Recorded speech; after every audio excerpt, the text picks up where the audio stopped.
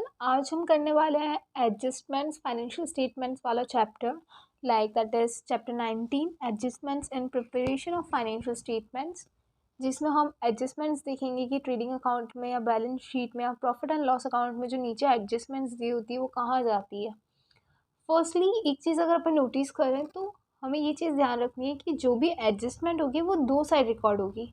Like एक balance sheet में जाएगी, मोस्ट प्रोबेबली जहाँ तक ज़्यादातर चांसेस है ज़्यादातर बैलेंस शीट में जाएगी एक तो, और एक जाएगी या तो ट्रेडिंग अकाउंट या profit and loss account. Okay, so let's start without any further do. Okay, so this is the chapter name. First will see the first thing, like ये जो होती है फाइनेंशियल स्टेटमेंट्स वो क्या बताती है। पहले तो ये चीज़ देख लेते हैं।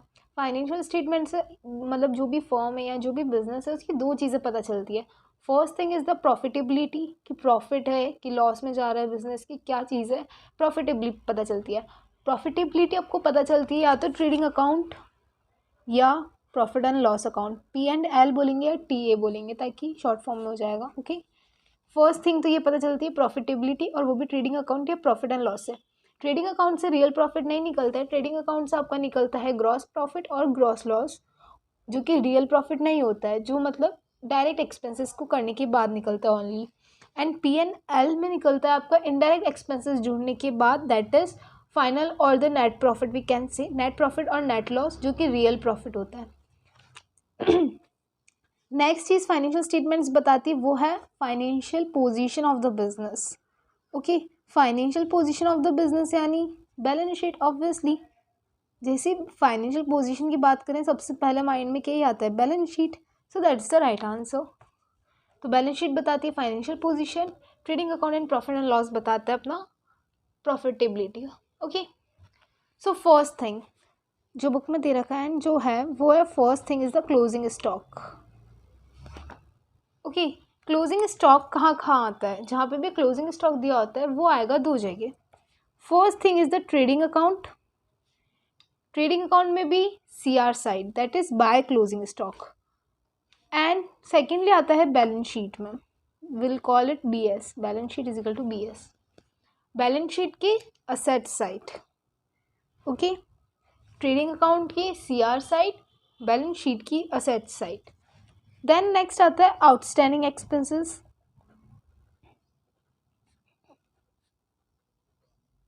हम क्वेश्चंस भी करेंगे जिससे कॉन्सेप्ट क्लियर होता जाएगा, but will understand it like this before. Then it comes outstanding expenses. Outstanding expenses आपको या तो एडजस्टमेंट में ऐसे भी दिए जा सकते हैं कि आउटस्टैंडिंग सैलरी ₹500, बट इंस्टेड ऐसा भी आ सकता है कि expenses due but not paid, या expenses due but not yet paid. तो ये सारी चीज़ें इसी को कहते हैं। तो outstanding expenses is also expenses due but not yet paid.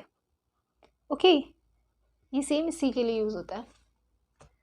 Then next आता है आपका P&L, मतलब ये आउटस्टैंडिंग कहाँ होगा, P&L में रिकॉर्ड होगा एक तो, और एक आएगा balance sheet as always BS। Balance sheet की तो लाइबिलिटी साइड ही जाएगा ये। आउटस्टैंडिंग क्या होती है, लाइबिलिटी होती है अपनी, तो ये कहाँ जाएगा, बैलेंस शीट लाइबिलिटी साइड जाएगा बैलेंस शीट के। एंड P&L में जैसे सपोज आपको दिया हुआ है सैलरी, जैसे मैंने कहा था, तो सपोज ये सैलरी है, सैलरी आपकी 1,000 जो कि ट्रायल बैलेंस में दिया हुआ है, but what will do is ये सैलरी 1,000 हो गई एंड यहाँ पे आउटस्टैंडिंग क्या होगा, ऐड होगा। इस जगह पे आउटस्टैंडिंग क्या होगा, ऐड होगा। एंड आउटस्टैंडिंग सपोज 500 है तो ये 1,500 यहाँ पे रिकॉर्ड होगा। अंडरस्टूड, लाइक आउटस्टैंडिंग क्या होगा, ऐड होगा। और अगर ये आपको ये अगर एडजस्टमेंट में हो तो profit and loss and balance sheet जाएगा। But please remember, keep this in mind कि अगर ये चीज़ आउटस्टैंडिंग एक्सपेंसेस आपके डायरेक्ट ट्रायल बैलेंस में दिया हुआ है, तो ये ट्रायल बैलेंस में अगर डायरेक्ट दिया हुआ है तो ये सिर्फ बैलेंस शीट में जाएगा और कहीं नहीं जाएगा, ना इधर से माइनस होगा ना किधर से माइनस होगा। It will directly go to the balance sheet liability side. Okay, सिर्फ एक जगह रिकॉर्ड होगा अगर ट्रायल बैलेंस में दिया हुआ है तो। Now the third thing that comes is obviously prepaid expenses. Okay, prepaid expenses. Prepaid expenses की जगह क्वेश्चन में ये भी दिया हुआ हो सकता है कि expenses paid in advance, expenses paid in advance. Okay, prepaid expenses भी सेम इसके जैसे ही है, बट मतलब सेम तो नहीं है, ऑब्वियसली अपोजिट मीनिंग है दोनों का, कि ये एक्सपेंसेस पेड इन एडवांस है और वो expenses due but not yet paid है, बट ये भी प्रॉफिट एंड लॉस साइड ही जाएगा। अब जैसे सपोज यहाँ पे प्रीपेड एक्सपेंसेस दे रखा है कि प्रीपेड सैलरी दे रखी है आपको, ये हो गई आपकी 2000 की सैलरी दे रखी है आपको प्रीपेड, एंड आपको दे दिया है प्रीपेड, नहीं सॉरी जस्ट अ मिस्टेक, आपको सिर्फ सैलरी दी है 2000 की, एंड नाउ प्रीपेड सैलरी नीचे दे रखी है आपको एडजस्टमेंट्स में, दैट इज सपोज 500। ओके, तो यहाँ पे आएगा लेस प्रीपेड, वहाँ पे ऐड हुआ था, यहाँ लेस होगा, और यहाँ पे अकाउंट्स में ना माइनस शो नहीं करते हैं, तो it will show the bracket sign and it will come 1500। Okay, ये माइनस हो जाएगा, ये क्या होगा, लेस होगा prepaid, and as usual balance sheet में आएगा, बट कहाँ आएगा, असेट्स साइड आएगा। और जैसे कि इसमें हुआ था कि अगर ये चीज़ ट्रायल बैलेंस में दे रखी है तो ये यहाँ नहीं जाएगी, ये सिर्फ बैलेंस शीट में आएगी, ओनली बैलेंस शीट अगर trial balance is given. Okay, prepaid expenses में भी सेम चीज़ है कि बैलेंस शीट के असेट साइड जाएगा सिर्फ अगर ट्रायल बैलेंस में दे रखा है, एंड अगर एडजस्टमेंट में दे रखा है तो वो इस साइड आएगा और इस साइड भी आएगा। Clear? I hope that's clear, and now the next thing will move forward to the fourth thing, that is our next thing is accrued income, but before moving towards it I'll clear one thing, that जैसे ये salary है ना, यहाँ पे कुछ भी हो सकता है ना, means all types of expenses, तो एक्सपेंसेस में क्या होगा, प्लस होगा, और प्रीपेड एक्सपेंसेस से क्या होगा, माइनस होगा, so that's the thing.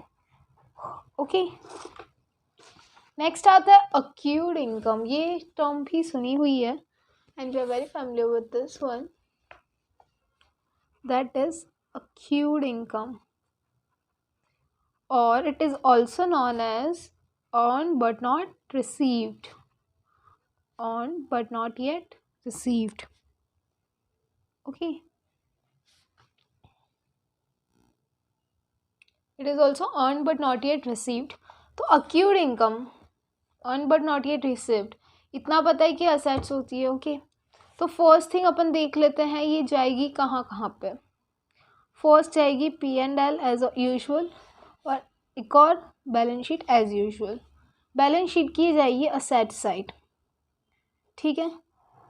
अक्यूड income अगर वही सेम कॉन्सेप्ट लग रहा है, अगर ये दे रखी है आपको एडजस्टमेंट्स में, तो ये बैलेंस शीट की असेट साइड जाएगी, और जिसमें भी होगा